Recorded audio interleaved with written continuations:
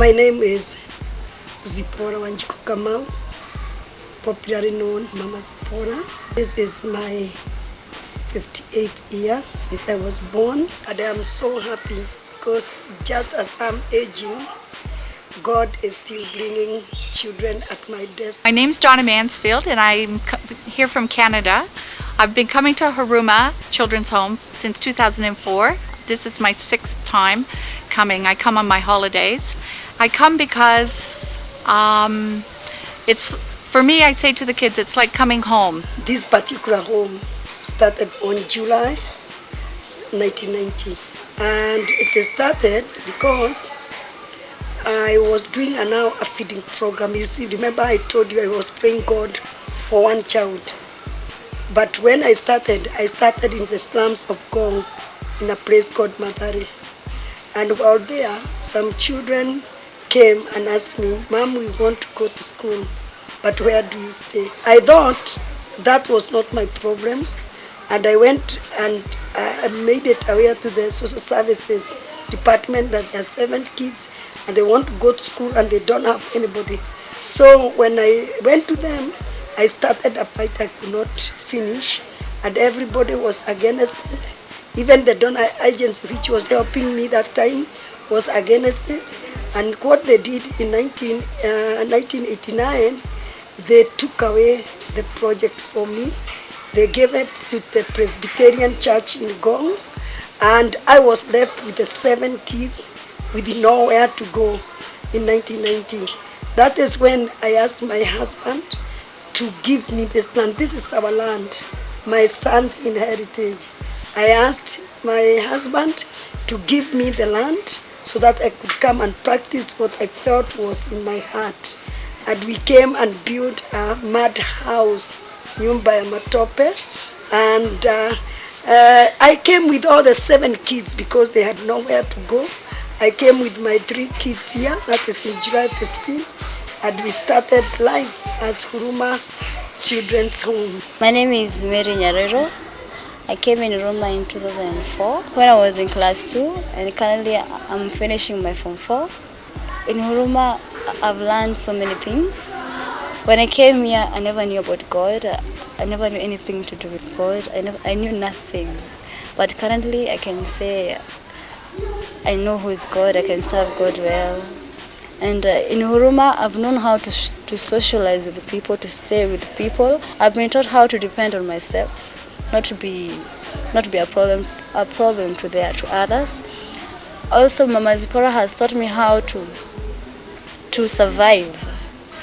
Like I work, I earn, still in school. That makes me to be more and more positive about life. Richard here arrived here 2 weeks ago. When he was born, his mother died, and the father, when he heard that he was HIV positive, just said he's going to bury his wife, and he has never come back. And the home where the child went, I think they feared because of stigma, and they say they don't allow children who have got HIV. So he had to be transferred and brought here. Yeah, my name is John Kisoso. I came to Huruma in 2002. At that time, it was not like the way it is. The main reason as to why I came to Huruma is that I am HIV positive. And when we took him after 2 months, the boy was very bitter because he had just lost his parents, and nobody told me, nobody wanted to tell me he is HIV so that I don't refuse him. You see, in those days, the stigma was very high, so my family could not contain me anymore. They had to bring me up to Huruma Children's Home. Her job is to make them independent and make them worthwhile people. She's so proud of Kenya and how much it's done and how much it's grown over these years. And I know she wants these kids to become worthwhile citizens of the country, and that's her goal. This was not a project I started because I wanted, but I did it because of excitement. Initially, I wanted to adopt, like have one child. But the problem was when God healed me, I was so excited.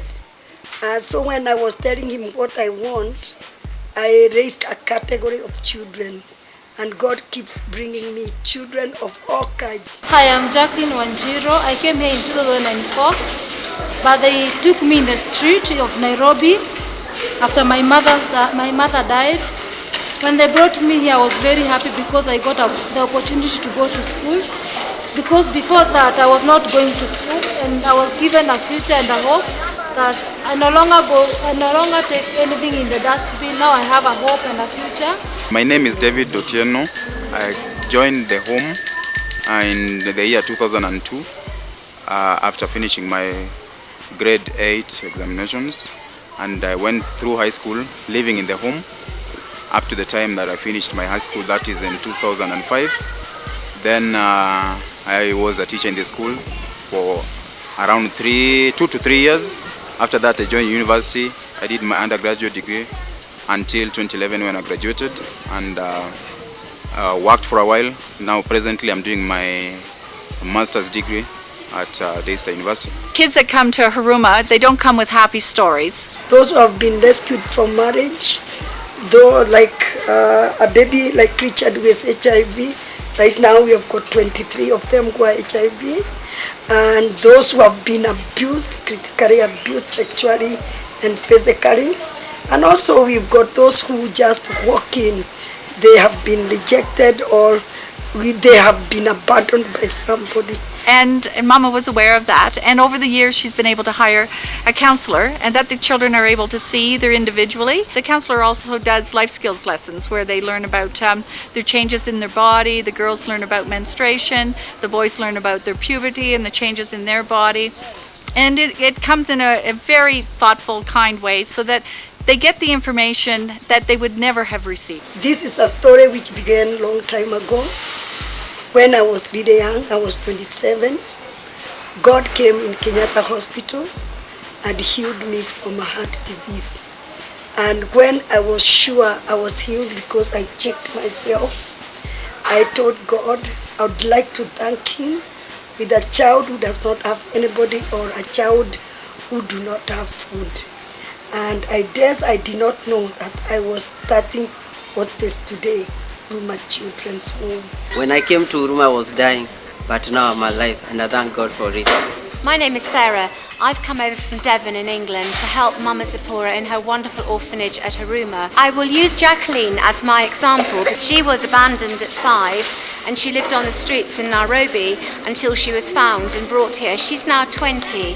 She has been an absolute inspiration to me because she's shown me that from someone who's had nothing and living off the streets, Mama brought her here. I feel proud that I have a new family and I have a mother who cares. She's now qualifying to go to university. She's working in the kitchen. She's managing her own premises to live in. I have 3 daughters. My eldest daughter suffered from that very horrible disease, anorexia, which is a sort of an eating disorder.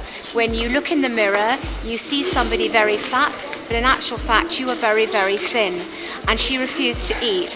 She was due to go to university, and I didn't dare let her go. So I brought her, well, she came over here, and my sister lives in Karen.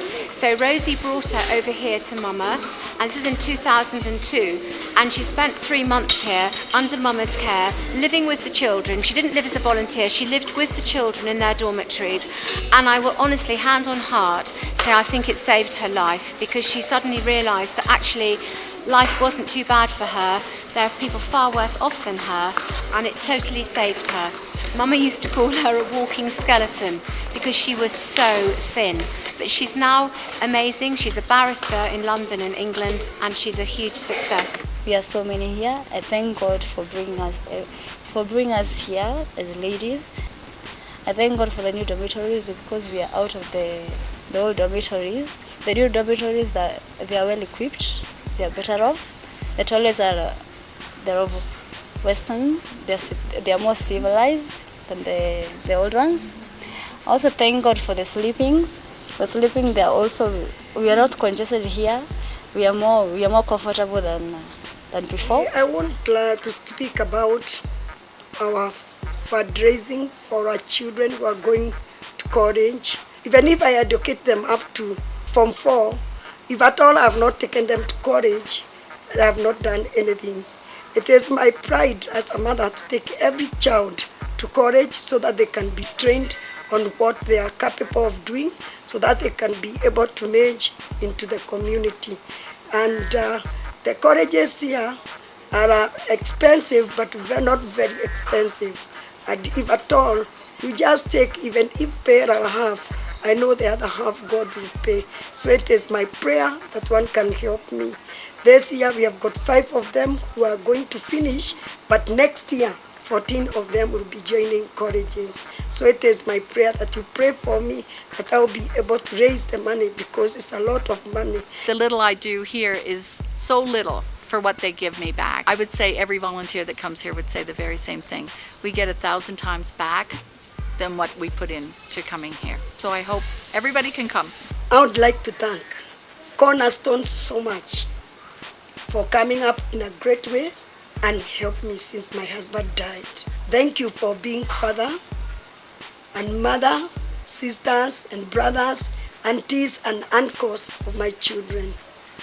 We love you so much by your devotion, because of your devotion, and it is my prayer that you shall continue praying for us, and we shall continue praying for you. I would like also to thank the donors who have already come in and have always helped the home in terms of infrastructure, facilities, and their contributions to the home. It's been a great contribution to this noble project, and we'd like to welcome on board all the other parties, the government, other donors, and well-wishers to come and join Mama Zipporah in this noble project to better the lives of these children. In Proverbs 19, verse 17, that whoever gives to the needy is leading to God, and God is not a debtor of any person. And so I'm telling you, you are leading, and every reading has got its payment. God is going to pay you back. May God bless you for loving me, for loving my children. Asante sana, Marisa, Pastor Lynn, and the church. I think when Mama does die, she will be a saint in my eyes, Saint Mama, because she is just a huge, huge inspiration.